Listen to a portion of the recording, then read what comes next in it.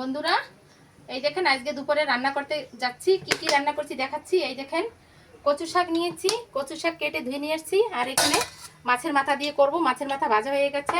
আর মূলো দিয়ে মাছের তরকারি রান্না করব। মূলোগুলো কাটা হয়ে গেছে আর এখানে মাছও ভাজা হয়ে গেছে। দুই কড়াইতে তেল দিয়ে দিচ্ছি। এটাও গরম হচ্ছে, এটাও গরম হচ্ছে। শাকের জন্য তেজপাতা আর পাঁচফোড়ন দিয়ে দিচ্ছি। কাঁচা লঙ্কা দিয়ে দেবো। রান্না করব। প্রতিদিন তো আমি রান্না করি কচু শাক। প্রথমে কড়াইতে সেদ্ধ করি, তারপরে যা যা দেওয়া দরকার মশলা টসলা সেগুলি দিয়ে আজকে আমি একসাথেই দিয়ে দেবো সব। লঙ্কা ভালো করে ভাজা হয়ে গেছে। এখন আমি কচু শাকটা দিয়ে দিচ্ছি। একই ফোড়ন হয়ে যাবে। আজকে ঢাকা দিয়ে দিচ্ছি। এদিকে কড়াই গরম হয়ে গেছে, জিরে দিয়ে দিচ্ছি। তেলে ফোড়নটা ভাজা হয়ে গেছে, মূলো দিয়ে দিচ্ছি।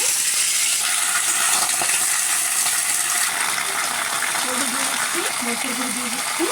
জিরা ধনের গুঁড়ি একসাথে দিয়ে দিচ্ছি। দিচ্ছি লবণ।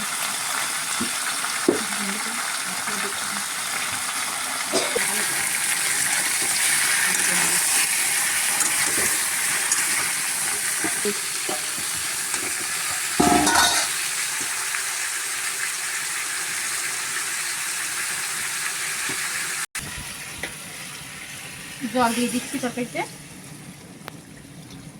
কমে গেছে। হলদি দিয়ে দিচ্ছি।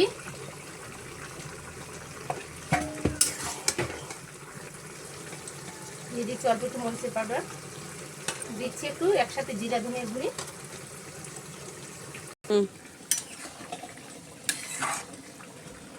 মূলা গলে গেছে, মাছ দিয়ে দিচ্ছি।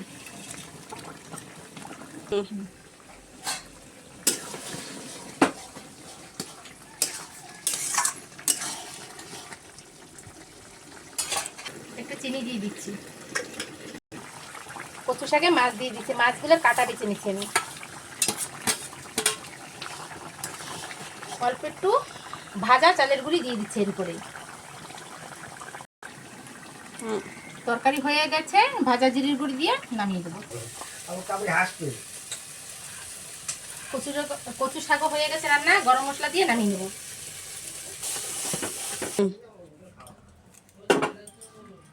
এই যে বন্ধুরা, আমার কচু শাক ভাজা হয়ে গেছে মাছের মাথা দিয়ে। আর এখানে মাছ দিয়ে মূলো দিয়ে তরকারি রান্না হয়ে গেছে। আর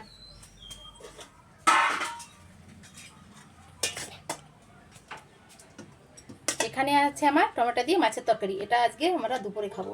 কেমন হয়েছে বন্ধু?